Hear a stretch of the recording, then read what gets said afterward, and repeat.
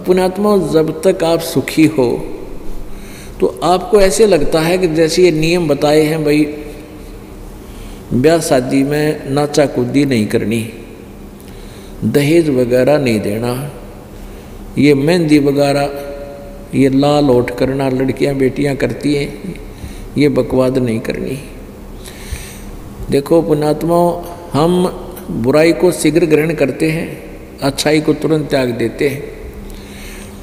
हमने इतना जीवन हो गया, हमारी दादी माँ, काकी, ताई और हमारी पत्नियाँ और हमारे भाई बहनों की पत्नियाँ, हमने कभी भी ये लटोटर करती नहीं देखी।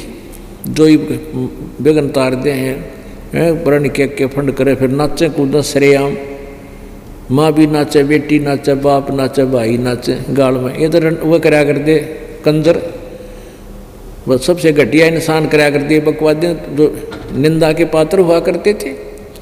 अब सरेआम बकवाद होगी तो इनको हम तुरंत ग्रहण कर लेते हैं। कुछ भी ऐसा नहीं करना। और दहेज हमने अपना दुश्मन बना लिया, अपनी बेटी को दुश्मन बना लिया, बेटी के शत्रु बन गए हम इन समाज।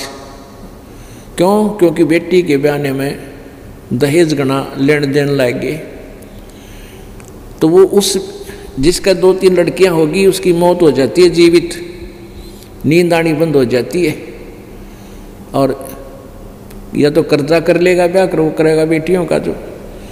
तो हमने इसको बिल्कुल अपना एक नो समझ लो, यदि हम किसी से धन लेते हैं उनकी बेटी का दहेज के रूप में, तो हम कर्जवान बन रहे हैं।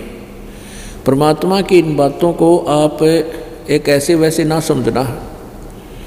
एक बहुत ज़बरदस्त इतिहास और विधान है प्रभु का, उसके अनुसार हम चलेंगे तो तुरंत सुख होगा। तो हमने बिल्कुल दहेज ना लेना चाहिए, ना देना चाहिए। बच्चे को इंडिपेंडेंट बनाओ, परमात्मा के आश्रित करे। आप कितना दे सकते हो अपनी बेटी को? और जब बटेऊ काम नहीं करेगा, पति काम नहीं करेगा बेटी का, तो कभी पूरा नहीं पटे। यानी काम करे पार पड़ेगी। भगवान जब साथ होगा, उनके भाग्य में ना होगा तो भी देगा अपने बच्चों को जितना आवश्यक होगा। तो हमने परमात्मा पे विश्वास करना सीखना होगा। तो इस तरह की जो मर्यादाएं हम बताते हैं, बीड़ी शराब मांस तम्बाकू पीनी ना पैनी, किसी को पिलानी भी नहीं है, पैसे भी नहीं देने चाहिए, दोषी बनता है उसका। क्योंकि शराब मांस तम्बाकू यानी चरस यानी कोई भी नशीली वस्तु जो मानव जीवन का आहार नहीं है, उसके लिए सहयोग देना भी परमात्मा के मार्ग में पाप है। जैसे कोई किसी के चोरी करने जाता है और कोई उसको साथ जाता है, या कोई टॉर्च दे देता है, उसने मांग ली टॉर्च दिए और वो चोरी करता है, तो दोनों पकड़े जाते हैं, दोनों को दोष लगता है, सजा होती है कि उसने सहयोग दिया। तो इस प्रकार हमने न तो किसी को बीड़ी शराब मांस तम्बाकू बरका हुक्का बीड़ी का बंडल उठा के भी नहीं पकड़ाना है, ले उसके बीड़ी लगाने के लिए माचिस भी नहीं देनी आपने। ये बहुत बड़ा दुर्गुण है संत समाज में, जो है बहुत बड़ा अवगुण लग गया। ये इसको हटाना है, हमारी भक्ति में बहुत बाधक है। फिर ना हमने कोई और पूजाएं करनी है, अन्य पूजाएं करते करते हमारी दुर्गति हो रही। अन्य पूजा करने वालों की अभी आपको इतिहास बताया, उजड़ गए कति बसे बसाए। तो पुण्यात्मा, उन साधनाओं ने के फूका जिसमें कोई आड्डा को नहीं, जिसका कोई सहारा नहीं, कोई ऐसी दुर्घटना बच नहीं सकती।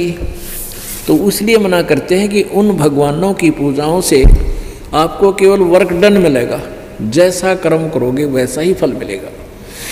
उस जैसे बुरा किया है तो बुरा भी मिलेगा, अच्छा किया है तो अच्छा भी मिलेगा।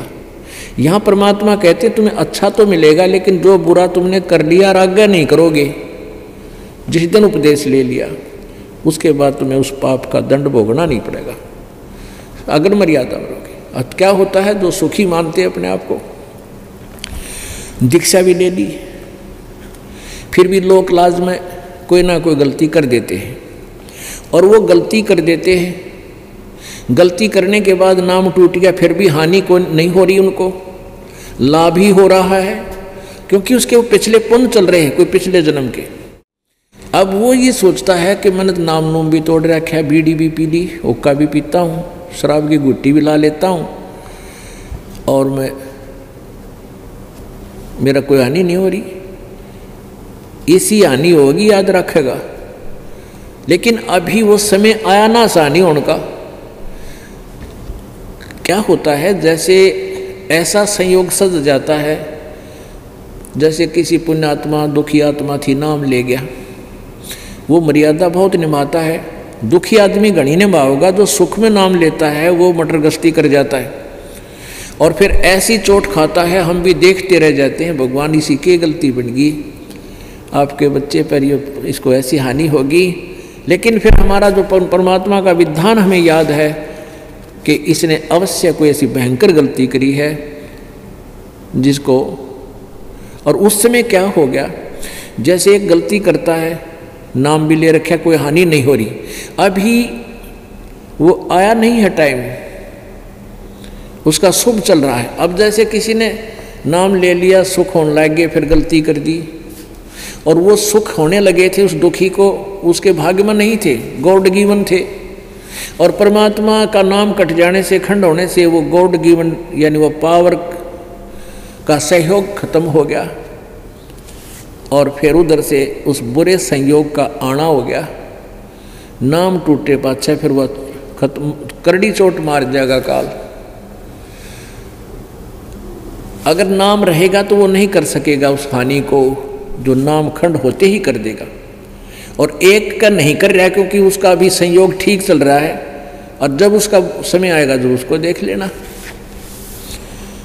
तो इस प्रकार हमने इस मर्यादा को घना बहुत ही ज़्यादा महत्व देना है। जैसे सीता जी जंगल में थी, उधर से रावण का मामा मारीच एक स्वर्ण मृग बनकर, गोल्डन यानी सोने का हिरण बनकर, मृग बनकर, और सीता जी ने वहाँ एक बगीची सी ला रखी थी, फूल फाल की बाड़ी बोरी थी, उसको तोड़ने लग गया। सीता जी ने देखा इतना सुंदर मृग, भगवान राम से कहा कि मुझे ये जिंदा या मरा मुझे चाहिए। अब श्री राम जी उसका नहीं चले मारन, इतना अंतर ध्यान होकर आगे भाज गया, काफ़ी दूर जाकर दिखाई दिया। तो सीता जी ने जिद पकड़ ली कि मुझे ला कर दो, किसी प्रकार भी लाओ, मुझे मृग चाहिए।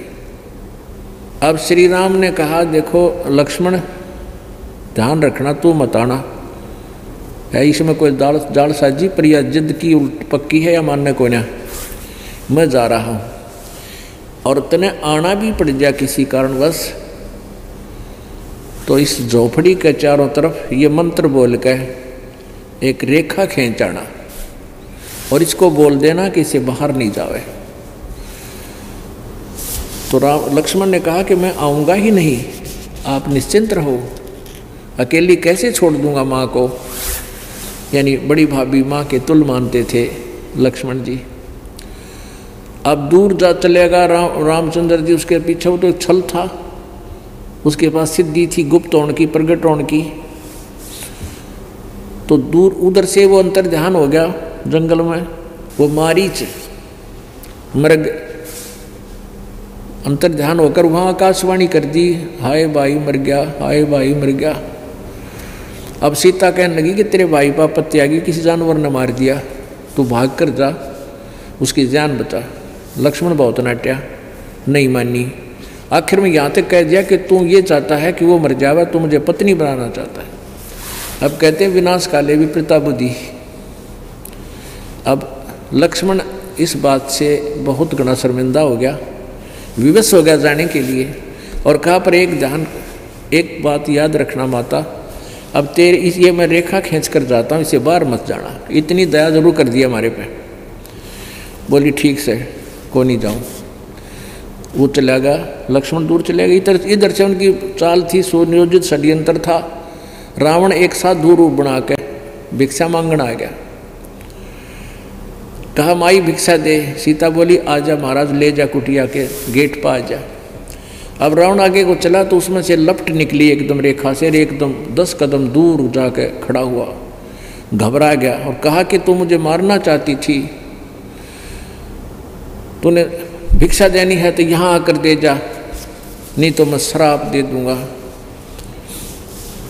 साधु संतों के साथ मजाक नहीं किया करते। अब सीता ने सोची कि बिजली पड़े है, साधु महात्मा है, 2 कदम भर के रेखा तो पार दे आऊंगी। अब उसने तो जरा सी लागी कि बिजली गिरा है, वह बिजली गिरी जब समझ में आई, उठा के आटा जो भी घर पर सामग्री खान की थी वो लेके और रेखा से बाहर चलेगी। 1 कदम बाहर जाते पकड़ ली बाँ रावण ने और घेर ली कंधे पे, फिर डिडावर डांगर की डाल। अब के जुल्म हो गया, फिर देखना कितना हानि हुई, कितने आदमी मर गए, कितनी जनता मरी सीता को छुटवाने में, और कितनी कष्ट पाई वहाँ पर रावण के बाग में, कितनी सताई गई वो। पुण्यात्माओं, आज आपको ये ज्ञान दिया जा रहा है कि यदि आप जी मर्यादा तोड़ दोगे, यो रावण रूपी काल आपने ऐसे उठा लीजिएगा। और पुण्यात्माओं, फिर बहुत भारी भयंकर कष्ट आपके ऊपर आ जाएगा। तो अब आप सुखी हो, और सीता सुखी थी, उसने लागी जरा सी बात, वो पागल नहीं थे जो दोनों कह के गई रेखा द्वार मत जाना, वह घनी सियाणी थी।